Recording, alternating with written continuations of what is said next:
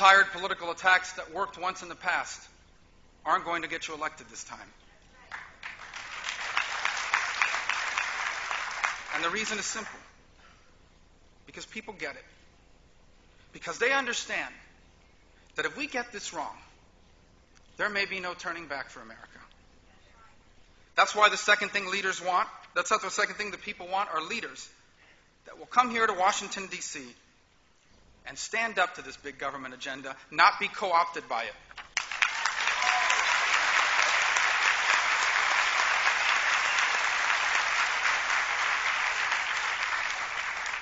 After all, the U.S. Senate already has one Arlen Specter too many.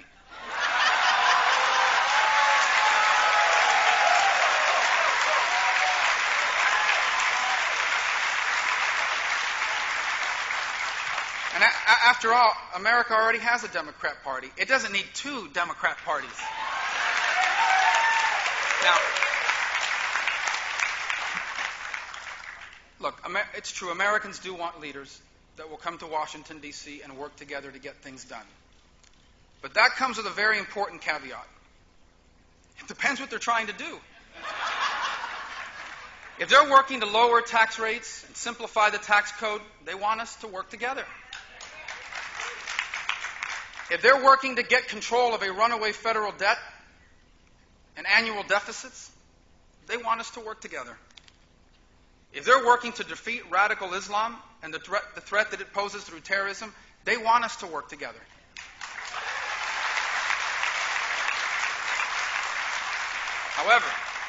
However, if the goal is to abandon America's free enterprise economy, if the goal is to convert America into a submissive member of the international community, if the goal is not to fix America, but to change America, then they want leaders that are going to come up here and fight it every step of the way.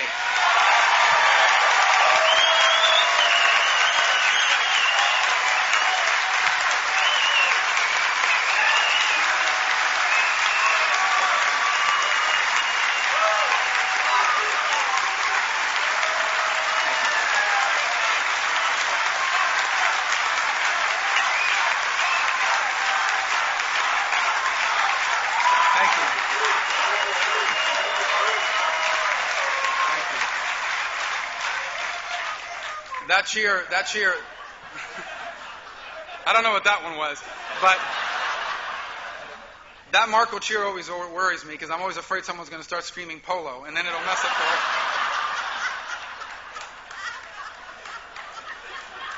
it'll ruin the speech. Thank you. Finally, voters are looking for leaders that will offer a clear alternative. You know, this severe economic downturn is a perfect time to embrace and reinvigorate the free enterprise economy, not to abandon it. And look, jobs aren't created by politicians. They're created by people who are willing to use their money to start a business or expand an existing one. And what they're looking for are clear signs from Washington that Washington is serious about pro-growth policies, about controlling spending, and about ending the practice of monetizing our budget shortfalls. So here are a few measures that I think will help change or send that signal. Let's reform the tax code and reduce tax rates across the board.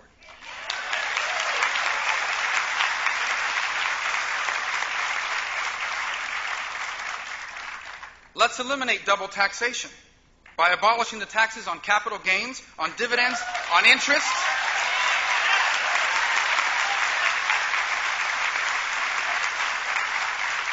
And while we're at it, let's eliminate the one on death, too.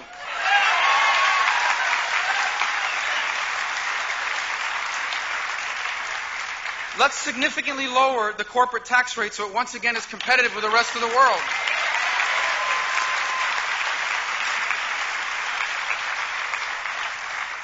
Let's stop big government energy mandates like cap and trade and instead trust the American innovator to make us energy independent.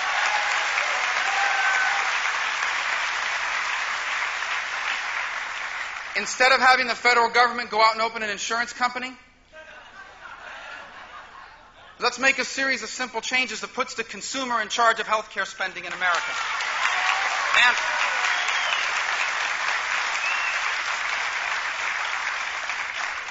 And while we're at it, let's pass some lawsuit abuse reform as well.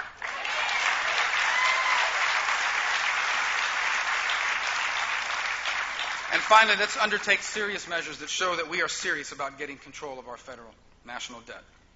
Now, Americans are also looking for clear alternatives on the issues of national defense. As I said earlier, there is no greater risk to this country than the risk posed by radical Islamic terrorists. Let me be clear about something. These terrorists aren't trying to kill us because we offended them. They attack us because they want to impose their view of the world on as many people as they can, and America is standing in their way.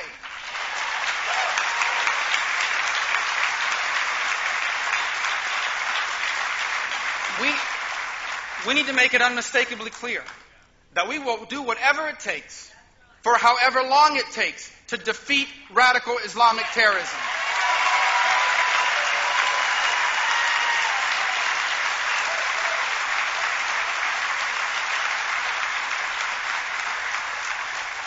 We will punish their allies like Iran. And we will stand with our allies like Israel.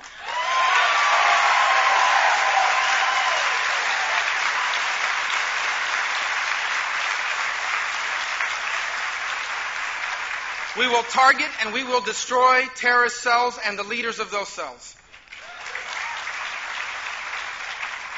The ones that survive, we will capture them. We will get important. Remember the Marco Polo thing I told you? We will capture them. We will get useful information from them. And then we will bring them to justice in front of a military tribunal in Guantanamo.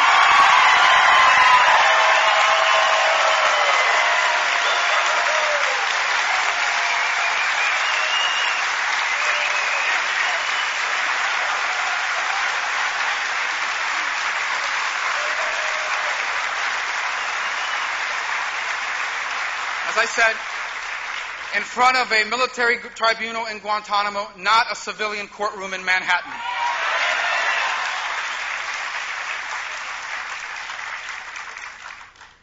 Let me close by saying this.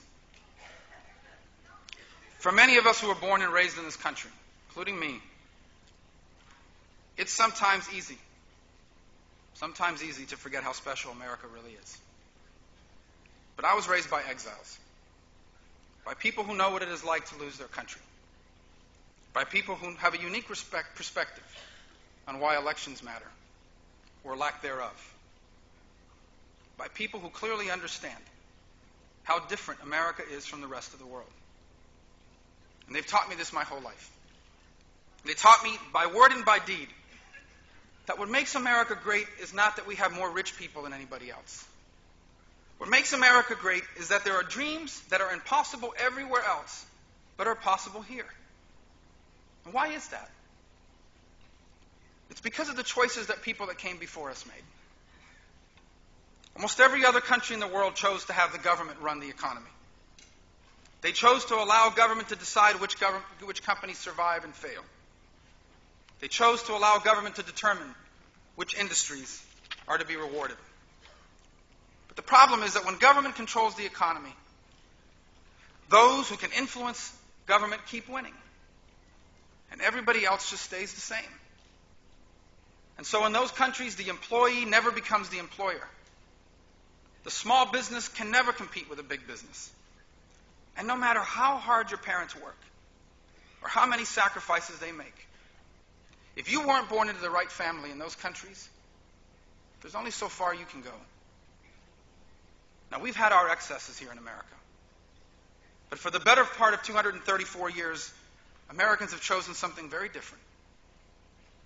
Americans chose individual liberty instead of the false security of government. Americans chose a limited government that exists to protect our rights, not to grant them. Americans